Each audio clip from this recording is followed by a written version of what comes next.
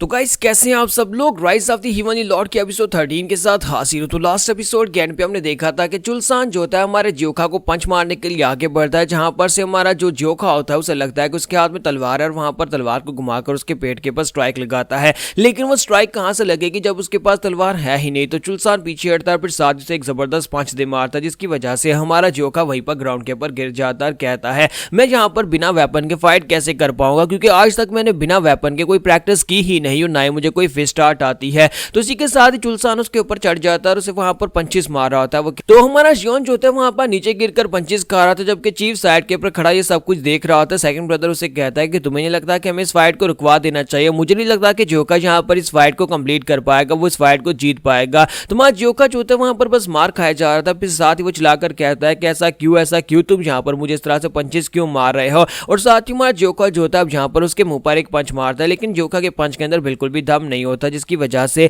चुलसान उसे कहता है कि लड़के चुपचाप ग्राउंड के ऊपर पड़े रहो, तुम यहाँ पर आए कब तक फाइट करोगे, तुम्हें पता है कि तुम मुझसे कमजोर हो। और साथ ही उसे फिर से एक जबरदस्त पंच मार के ग्राउंड के ऊपर गिरा देता है और कहता है कि अब यहाँ पर उठना मत, अब ग्राउंड के ऊपर गिरे रहो। जबकि मार्श जॉन उसे कहता है कि नहीं बिल्कुल भी नहीं, मैं यहाँ पर ग्राउंड के ऊपर गिरा क्यों रहूं, जबकि मैं यहाँ पर इस फाइट को जीतना चाहता हूँ, मैं तुम्हें अपनी जगह लेने कैसे दे सकता हूँ। जबकि चुलसान फिर से उसे पंच मारता है और उसे कहता है कि मैंने कहा कि चुपचाप ग्राउंड के ऊपर पड़े रहो। और बाकी के सभी लोग देखकर काफी ज्यादा हैरान हो रहे होते हैं। तो चुलसान जो होता है उसे भी वहां पर काफी लंबे लंबे सांस आ रहे होते हैं, क्योंकि उसने यहाँ पर हमारे जियोन के ऊपर बहुत ही बुरी तरह से अटैक्स किए होते हैं और काफी बार उसे पीटने के बाद से ग्राउंड के ऊपर गिराकर पीछे की तरफ मुड़ जाता और कहता है अब यहाँ पर तुम्हें तुम्हारी औकात समझ आए, चुपचाप ग्राउंड के ऊपर पड़े रहना, दोबारा मत उठना, क्योंकि अगर तुम यहाँ पर दोबारा उठोगे तो अगली बार मैं और भी पावरफुल अटैक करने वाला हूँ। तो इसी के साथ ही वो चीफ के पास जाता है और उसे कहता है कि चीफ क्या तुमने देख लिया, अब से मैं यहाँ पर नंबर 7 हूँ, क्या आज से मैं यहाँ पर नंबर 7 की रैंकिंग में आ चुका हूँ। जबकि मार्श जॉन उसे कहता है कि तुम्हें किसने कह दिया कि तुम यहाँ पर नंबर 7 की रैंकिंग में इतनी आसानी से आ सकते हो, ये सब कुछ अभी खत्म नहीं हुआ,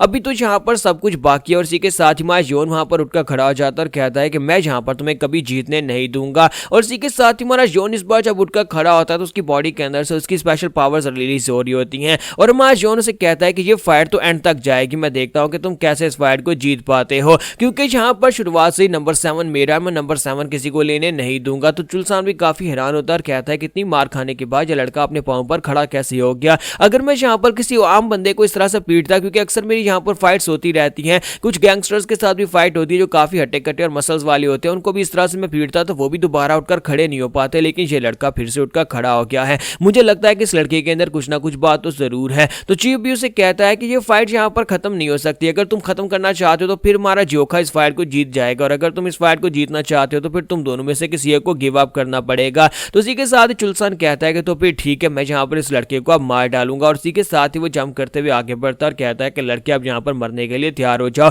क्योंकि तुम यहाँ पर इतनी आसानी से हार नहीं मान रहे थे, तो अब यहाँ पर एक ही पंच के साथ तुम्हारा काम तमाम करूंगा। जबकि हमारा जियोन जो होता है वो सोच रहा होता है कि मैंने अपनी सारी जिंदगी यहाँ पर उस तलवार के साथ ही प्रैक्टिस की, यानी उस लकड़ी के टुकड़े के साथ प्रैक्टिस करता रहा, उसे तलवार समझकर। अब मेरे पास जब तलवार नहीं है तो फिर मैं यहाँ पर कैसे इस अटैक को यूज करूंगा। जबकि हमारे जियोन को खुद भी इस बारे में अंदाजा नहीं होता कि जब से पिछले 10 साल से उसने जो स्पेशल टेक्निक को मास्टर किया था, 9 हीवनली स्वॉर्ड टेक्निक, ना सिर्फ यहाँ पर उसके मसल्स को इंक्रीज कर रही थी, यानी उसकी मसल स्ट्रेंथ को इंक्रीज कर रही थी, बल्कि उसकी जो तलवारबाजी की टेक्निक और उसका ब्लेड हो रहा है उस सबको इंक्रीज कर रही थी, जिसकी वजह से हमारे जियोन के अंदर जितनी पोटेंशियल है उसे इस बारे में भी अंदाजा ही नहीं है कि वो क्या कुछ कर सकता है। लेकिन इस वक्त जब यहाँ पर उसके अंदर जीतने की डिजायर बहुत ज्यादा है, तो इस वक्त यहाँ पर उसकी बॉडी के अंदर से ना चाहते हुए 9 ह्यूमन स्वर्ड का ऑरा रिलीज होता है, और वो ऑरा इतना पावरफुल होता है कि हमारा जियोन जो होता है उस एनर्जी को महसूस करता है और साथ ही वहां पर अब पंच मारने के लिए आगे बढ़ता है। तो हमारा जियोन कहता है अगर मेरे पास तलवार नहीं है तो फिर मैं अपने पंचेस को ही तलवार की तरह यूज करूंगा। और इसी के साथ ही हमारा जियोन जो होता है आगे बढ़ता है और वहां पर अपने पंच के अंदर पावर को रिलीज करता है। जबकि चुलसान भी इस बात को महसूस कर रहा था, कहता है क्या मैं यहाँ पर चीजें देख रहा हूँ,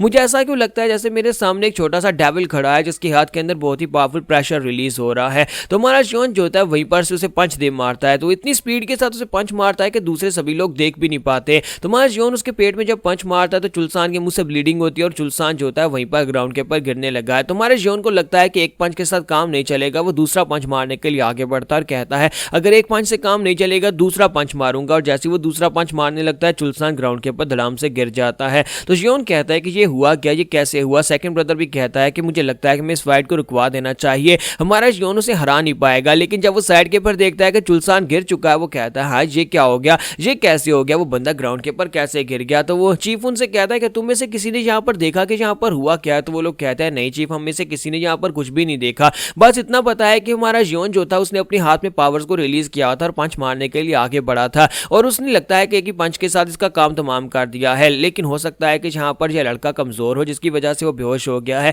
तो उनमें से किसी को कुछ भी समझ नहीं आ रही होती। पहले तो वो लोग यही सोच रहे होते हैं कि जोखा शायद यहाँ पर पावरफुल है, फिर वो कहते हैं कि शायद वो लड़का चुलसान ही कमजोर था। तो उसी के साथ चीफ कहते हैं इस बात से फर्क नहीं पड़ता, लेकिन जो भी यहाँ पर एंड के पर खड़ा है वही यहाँ पर नंबर 7 होगा। तो वो उसे कहता है कि जोन तुम्हें बहुत बधाई हो, तुमने यहाँ पर अपने टाइटल को बचा लिया, तुम आज से हमारे स्वयं ब्रदर और कल से तुम माउंटेन्स में हमारे साथ ही जाने वाले हो। तो उसके बाद यहाँ पर से हमारा जोन काफी ज्यादा खुश होता है क्योंकि अगले दिन वो यहाँ पर माउंटेन में जा पाएगा। जबकि यहीं पर शाम के वक्त का सीन दिखाते हैं कि हमारा सेकंड ब्रदर जो होता है गुमजॉन उसके लिए एक तलवार लेकर आता है, उसे एक भारी ब्लेड देता है और उसे कहता है मैंने देखा कि तुम वहां पर अपने हाथों को तलवार बनाकर यूज कर रहे थे, मुझे लगता है कि तुम्हें तलवार के साथ प्रैक्टिस करनी चाहिए। अब जबकि तुम माउंटेन्स में जाने वाले हो तो फिर तुम्हारे पास कम से कम तलवार तो होनी चाहिए। चीफ भी तुमसे काफी ज्यादा इंप्रेस हुए और चीफ ने मुझे कहा था कि तुम्हें ये तलवार दे दूं, तुम इसके साथ प्रैक्टिस करोगे और कल सुबह जो हम लोग माउंटेन रेड में जाने वाले हैं उसमें तुम भी हमारे साथ जाओगे। तो जियोन बहुत ज्यादा खुश हो जाता है, कहता है कि सीनियर ब्रदर्स आपका बहुत बहुत शुक्रिया मुझे अपने साथ ले जाने के लिए। तो फिर साथ ही सीनियर ब्रदर उसे कहता है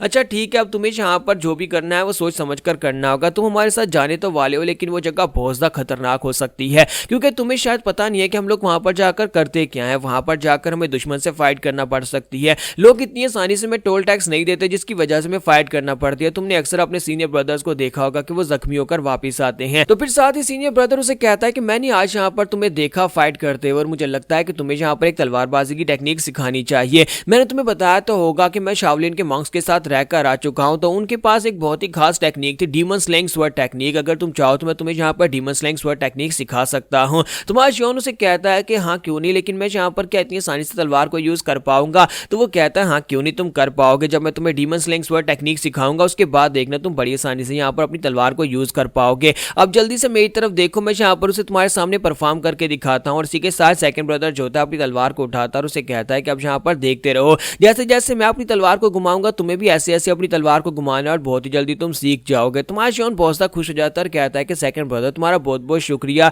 और इसी के साथ ही वो दोनों अपनी तलवार के साथ वहां पर प्रैक्टिस करना शुरू कर देते हैं। जबकि चीफ के पास थर्ड ब्रदर खड़ा होता है, वो उसे कहता है कि सेकंड ब्रदर तो यहाँ पर कुछ ज्यादा इंप्रेस्ड है, मुझे लगता है कि वो जोखा को अपनी स्वॉर्ड टेक्निक सिखा रहा है, लेकिन क्या उसे लगता है कि जोखा उसकी इस डीमन स्लेइंग स्वॉर्ड टेक्निक को सीख पाएगा, जबकि खुद भी सेकंड ब्रदर उस टेक्निक को ठीक से परफॉर्म नहीं कर पाता। तो इसी के साथ ही चीफ उसे कहता है कि मुझे नहीं लगता कि यहाँ पर उसे यहाँ पर इसकी जरूरत है, क्योंकि अब हम लोग यहाँ पर वैसे भी ग्रीन फॉरेस्ट का हिस्सा है। तो ग्रीन फॉरेस्ट का हिस्सा बनने पर क्योंकि हमारे पास 10 लोग पूरे हो चुके हैं और हमारे पास अब उनका झंडा और उनके झंडे को हम लोग कल सुबह यूज कर सकते हैं और मुझे नहीं लगता कुछ बुरा होने वाला है। हम लोग जिसके पास भी जाएंगे अपना ग्रीन फॉरेस्ट का झंडा दिखाएंगे, वो चुपचाप टोल टैक्स वाले पैसे निकालकर हमारे हाथ में रख देंगे। तो इसी के साथ ही अब नेक्स्ट सीन दिखाया जाता है जहां पर एक कारवान आ रहा होता है और ये लोग उसे लूटने के लिए जाएंगे। तो यहाँ पर क्या होगा, क्या ये इतना आसान होने वाला है, ये हम लोग नेक्स्ट एपिसोड में देखेंगे।